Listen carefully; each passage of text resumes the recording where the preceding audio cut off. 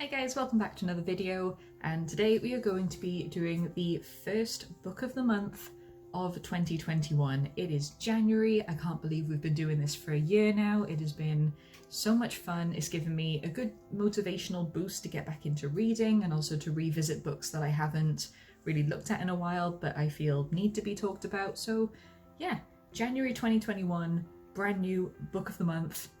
I am excited. And today we are going to be looking at a very interesting book that is written by a fellow authortuber, and I have not read another authortuber's book before, so I was a little bit like, oh god, what if they see this? Oh no, I'm on the same platform as them. Oh no. But then I thought, just get a grip. They have written a book, they want it to be read, and it kind of spoke, the story and the genres and everything spoke to me, and I thought, what the hell? I'm going to read this authortuber's book, and if it's good, I'm going to use it as book of the month. So here we are. Unfortunately, I do not have a physical copy of it because shipping and everything to the UK was a little bit more expensive, but I did manage to get it on my Kindle, and that is The Saviour's Champion by Jenna Moreci. This is my laptop. This is a screenshot from Goodreads, which I am trying to do the Goodreads challenge. So yeah, there we go, don't judge me. Yeah, I have followed Jenna Moreci for a long time on YouTube, and she is just a very sarcastic, sassy, to the point, blunt woman who tells it exactly how it is. She does not bullshit you in any way. If you want answers to a writing issue, then she'll give it very straight, and I appreciate that. You know exactly where you stand with her, and she's just a very fun woman to watch, and you also, she's a very intelligent woman as well. I admire this woman a lot. And for all of you who are out there whining, going, oh you like her and you subscribe to her, so therefore you're automatically going to give her a great review, no, I'm going to also tell it how it is. I've never sugarcoated anything on this channel. I've never lied to you guys, and I do not plan on starting now. But Jenna Moreci, if you are watching, hi, big fan. But let's get to it. The Saviour's Champion. I actually did really adore this book. I was hooked from the start. I don't know, this whole world building aspect, the way that the Saviour is introduced to us as this goddess-like figure, but then how that contrasts to how the main character Tobias feels about the whole situation, and how he's just so family orientated and work orientated that all of the background stuff is like, it doesn't affect me, so why should I give a shit? I have other things to deal with. I love that attitude because it just kind of mimics a lot of real life situations where, yeah, you can be in a world, or you can be in a culture where there's something that you need to do, something that you need to really focus on and have a lot of respect for, but then it doesn't affect you day to day. You have other crap to deal with just like every other human in the world, and I can relate to that. I respect that. Yes, the story is just really interesting. So you've got Tobias, who lives in a world where there is this figure known as the Saviour, and she is just this God, like I said, a goddess-like figure that has brought life back into the world, and every single generation of saviour there's been continued prosperity in the land and that kind of blinking hell camera, come on. And every time a saviour comes of age, there is a tournament held where all men from all walks of life step forward to compete and to battle it out. It can either be a battle to the death or a battle of wits. There are multiple different challenges in this tournament, and the winner will end up being the one that the saviour marries, and will therefore end up producing the next saviour to continue the line. And Tobias wants nothing to do with it. Like I said, he's got other shit to deal with. His family life, his work life, trying to just get by. He's from the poorer end of the scale, and unfortunately, fate has other plans for him and has forced him into a position where he has no choice to compete.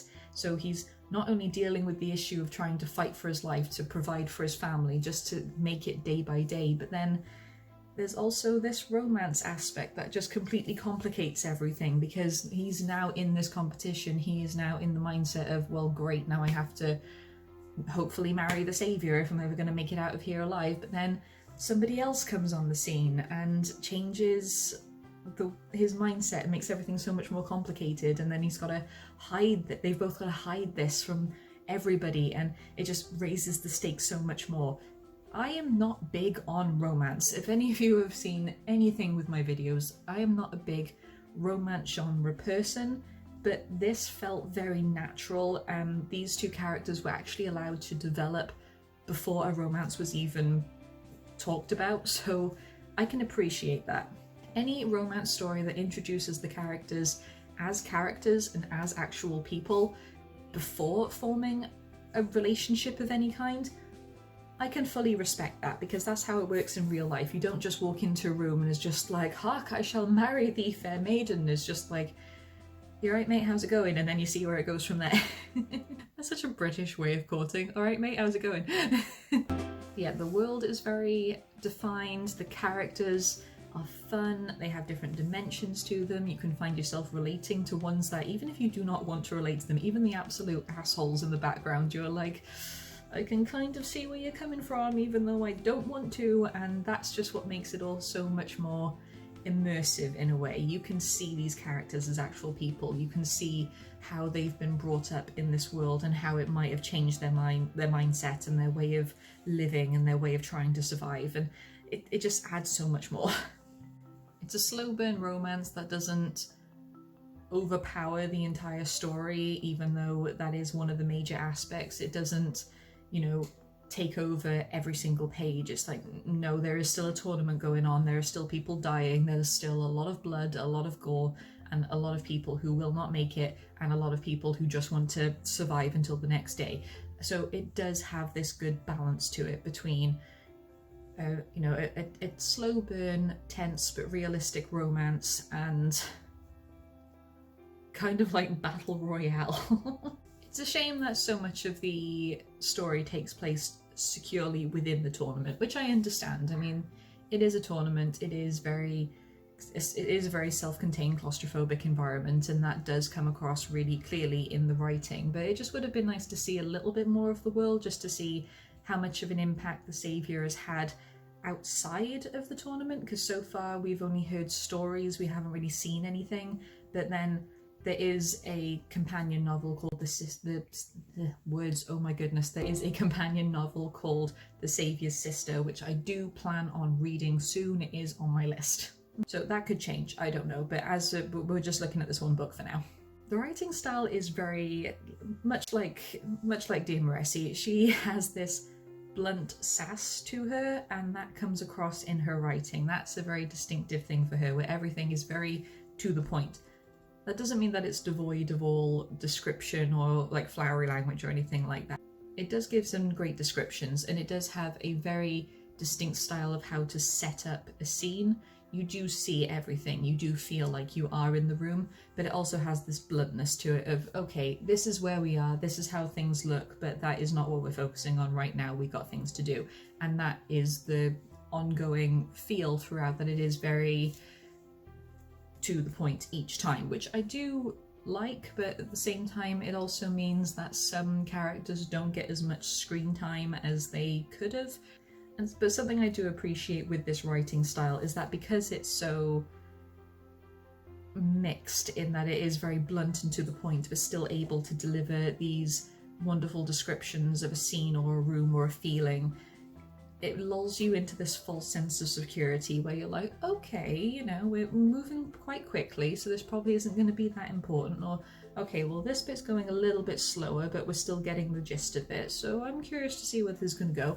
And because everything has this similar feel, you never quite know what's going to be around the corner. You never quite know who's going to be killed next. You never know what kind of scandal is going to be appearing, and it's just very cleverly done. I adored the characters, and Delphi is my queen. Delphi is my queen. I love that woman. I am a happily married woman who is expecting a baby, but you know, Delphi could be my saviour any day. So yeah, the only real negatives I have to say about this book is that, like I said, some characters don't get as much development as they could, especially when they are sort of put on the same playing field as everybody else, so you're expecting there to be more development on the way, but then something will happen that will either stop it in its tracks or they just kind of fade into the background until the story needs them. That's not to say that it's passive with its characters at all, it's just some feel like there could have been more there, and it would have been nice to see more of the world, but then considering that this is solely based within the tournament, it is completely understandable why we don't see more of the world. I would much rather a contained story where this is this and this is that, rather than bucket loads of exposition. That is another thing. She does not go overboard on exposition. We get what we need to know and then we move on with the story. Thank you very much for that one. So yeah, all in all, I love the Saviour's Champion, and it's so weird because I watched Jenna Moreci's channel for so long, respecting her as an author and an authortuber and being able to just tell you exactly how it is. I had full respect for her for that, but it was so strange watching her, knowing that she had books out but I hadn't read them yet, and then it's kind of like, oh, I'm gonna read her book now. Is this gonna have the same feel? Is this gonna change how I see her channel? Can she put her money where her mouth is, kind of thing? Can she give all of this advice and be able to deliver a good book that is based on this advice? And it was very strange for me, but then reading it, she completely knows what she's talking about. I cannot fault the woman. So yes, that is where I'm going to end this video. It was a very positive book of the month. I am very happy and I cannot wait to read The Saviour's Sister whenever I can get my hands on it. We'll wait and see. But yes, I really recommend it. If you want to give it a read, then please do. If you want to give Jenna Moreci's channel a look, I will put a description in the link below. A link in the description below. I clearly am very tired. But yes, I hope you're all doing well. I hope you're staying safe, and I will see you all in the next video. Goodbye, my scribblers.